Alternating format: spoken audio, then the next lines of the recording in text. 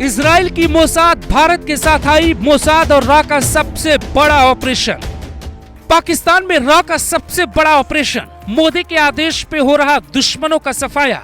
बिल्कुल सही सुना आपने, ये खुलासा ब्रिटेन के एक अखबार ने किया है। उसने ये तक बता दिया है कि वो अज्ञात कौन है जो पाकिस्तान में एक एक कर भारत के दुश्मनों को ऊपर पहुंचा रहा है।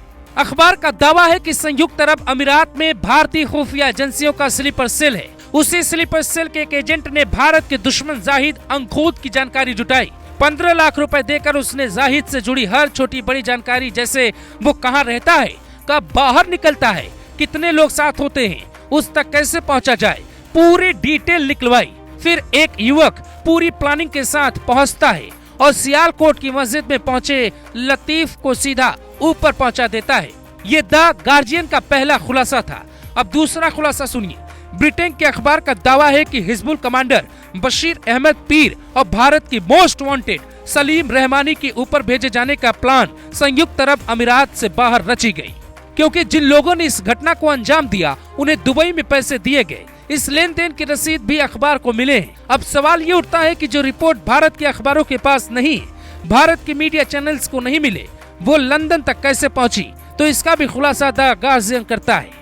उसका दावा है कि हमारे लंदन के मीडिया दिग्गजों ने भारत के खुफिया अधिकारियों से बात की, पाकिस्तान के खुफिया अधिकारियों का इंटरव्यू लिया और फिर एक ऐसी रिपोर्ट छापी जिससे भारत से पाकिस्तान तक खलबली पैदा कर दी। उस रिपोर्ट का एक हिस्सा हम आपको दिखाते हैं और समझाते हैं कि दुनिया कैसे भारत की रॉ की तुलना मोसाद से करने लगी है। ये ब्रिटेन के अखबार द गार्जियन की हेडलाइन है, जो साफ साफ दावा करता है कि भारत सरकार ने पाकिस्तान में आतंकियों को ऊपर भेजने का आदेश दिया है। उसका दावा है कि प्रधानमंत्री नरेंद्र मोदी के कार्यकाल यानी पीएमओ ने रॉ के एजेंट को कहा है कि पाकिस्तान में जितने भी आतंकी छिपे हैं उसका मुकम्मल इंतजाम करो।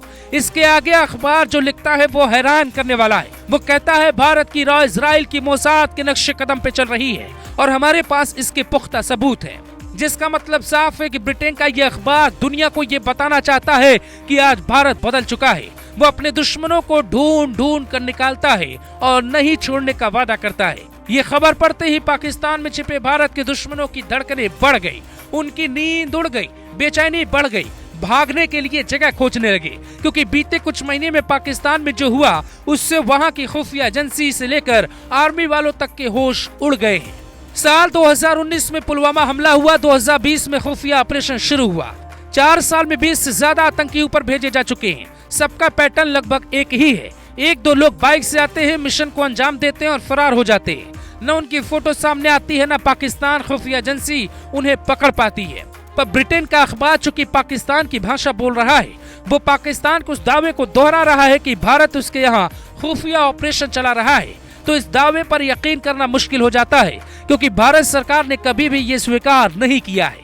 रॉ किसी ऐसे मिशन पे काम कर रही है, ऐसा सरकार ने कभी नहीं माना है। वैसे खुफिया मिशन की जानकारी सार्वजनिक नहीं की जाती है। पैटर्न को समझने के बाद पूर्व अधिकारी इसकी क्रोनोलॉजी समझते हैं और इस मामले में शायद ऐसा ही हो। पर क्रोनोलॉजी चाहे कुछ भी हो, ये वक्त जश्न मनाने का है। भारत के दुश्मन कम हो रहे हैं और दुश्मनों को कम होता देख शायद ही कोई हिंदुस्तानी होगा जो ये नहीं कहेगा भारत माता की जय। Bureau report, global Bharat TV.